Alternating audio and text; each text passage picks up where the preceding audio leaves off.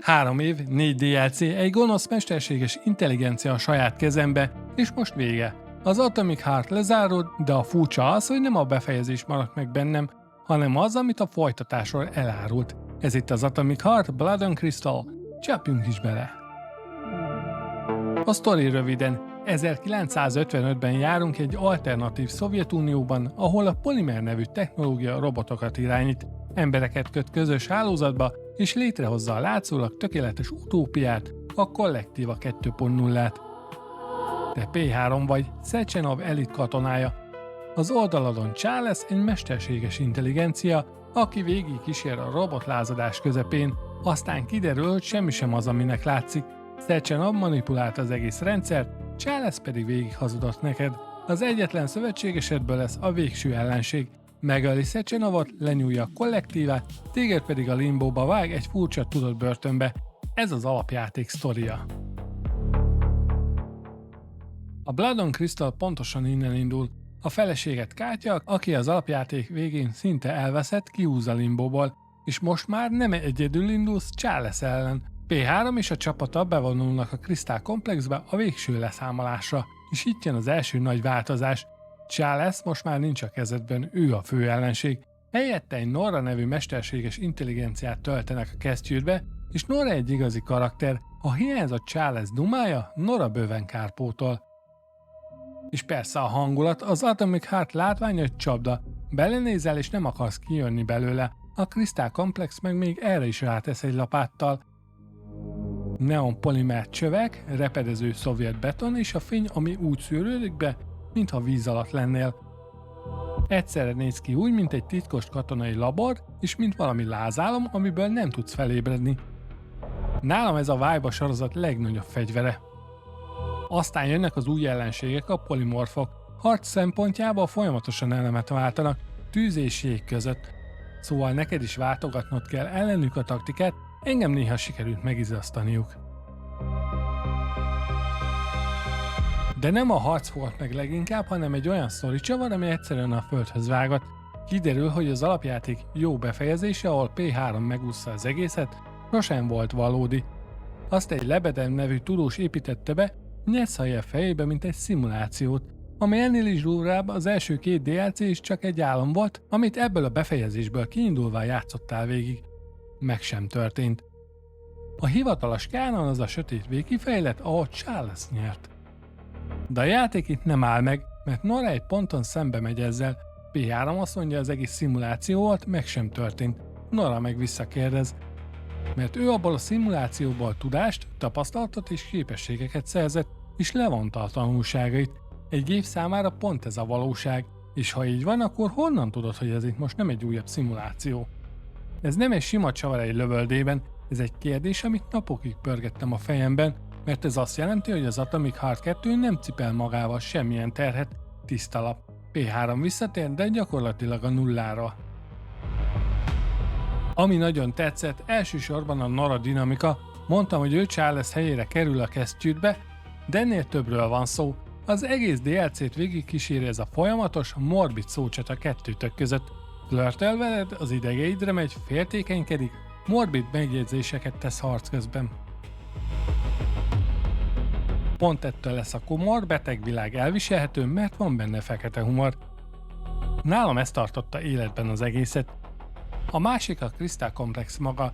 Az alapjáték főleg betonbunkerekben és laborfolyosókon játszódott, itt viszont Szecsenov egy egyiptomi sírkamrákra hajazó, halálkultuszos templomot épített a Polimer örökléthez.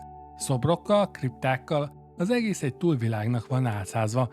Ez vizuálisan az egyik legdurvább dolog, amit a sorozat eddig kitett az asztalra. És ami igazán a fejemben maradt, az a polimorfok mögötti gondolat. Ezek nem random szörnyek, hanem emberek, akik önként adták fel a testüket az örök életért. Aztán a DLC-ben beszélgetsz is velük, és kiderül, hogy ez a tökéletes létezés valójában üres, érzelmek nélkül, vágy nélkül, csak a puszta tudat. Ez a háttér adja meg a játéknak azt a hideg mélységet, amitől tényleg gondolkodtatós lesz, nem csak egy újabb lövölde. Ami viszont nem tetszett, az elején elveszíted az egész felszerelésedet. Mindent, amit az alapjátékban és a korábbi DLC-kben összeszedtél, és újra kell grindolni az alapanyagokat, szóval pont amikor azt hinnéd, hogy menő, tapasztalt veterán vagy, a játék mindent lenulláz. Jó darabig csak kisbaltával harcolsz, az első fél óra miatt eléggé fárasztó. És ott vannak az ugrálós platformer szakaszok. Na, ezek voltak számomra a legidegesítőbbek.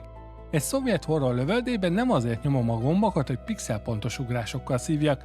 Ahányszor jött egy ilyen rész, mindig kizökkentett a hangulatból.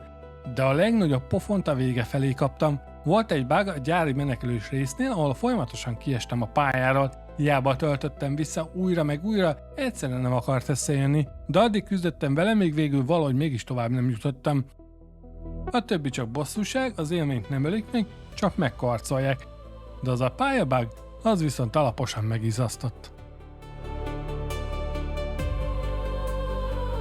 Kinek ajánlanám? Ha bejön a Bioshock vagy a Prey vonala, ahol a világ legalább annyit mesél, mint a karakterek, ahol minden plakát, minden hangfelvétel, minden sarok mögött ott egy darab a nagy képből, akkor ez neked való. Az Atomic Heart ugyanabból a fából van faragva, alternatív történelem, futurisztikus rémálom és egy főhős, akire rétegenként omlik rá az igazság, amíg a végén már azt sem tudja ki ő valójában. Ha viszont csak pörgős, gondolkodás nélküli akciót keresel, az első fele lassúnak fog tűnni, ez a játék nem siet. Hagyja, hogy a világ a bőröd alá másszon. És hogy hogyan ér véget, mert az a Mantfish nagyon eltalálta. A krisztál mélyén Nora elárul minket, Charles jobb ajánlatot tesz neki, egy igazi testet Nora átáll. Pont amikor azt hinnéd, mindennek vége, csak hogy ez az egész egy csapda volt, amit Lebedev és Szecsenov együtt eszelt ki. Az a bizonyos Needle protokoll, amit Nora bevet, valójában egy trójai falu. Charles azt hiszi, hogy megszerzi a hatalmat, de közben saját magát zárja be egy végtelen önelemző hurokba az ikrek testében. Nem halt meg, örökre rab egy szoftveres börtönben saját magával. És a legszebb csavar a végén, Szecsenovot, akit az alapjátékban gyűlöltünk, visszahozzák. A tudatát egy polimertestbe tölték, ő lesz az igazi békés Homo Futurum, és P3 ezután nem húzza meg a ravaszt, megbékélnek. Szecsenov azt mondja, mind tévedtek akkor, de a tudomány, a barátság és a szerelem győzött, aztán rábízza a jövő őrzését. Ez nem egy sablonos jó vég, ez egy lezárás, amiközben kinyit valami sokkal nagyobbat.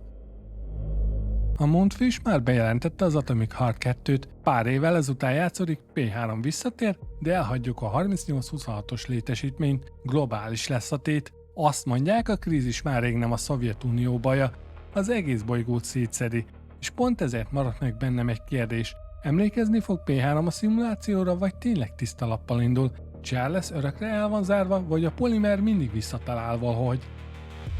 És ha Szecsenov egy jobb útra tért polimer istenként tér vissza, akkor ki lesz egyáltalán az ellenfél? Ezekre a Blood and Crystal nem ad választ, és szerintem pont ezért működik.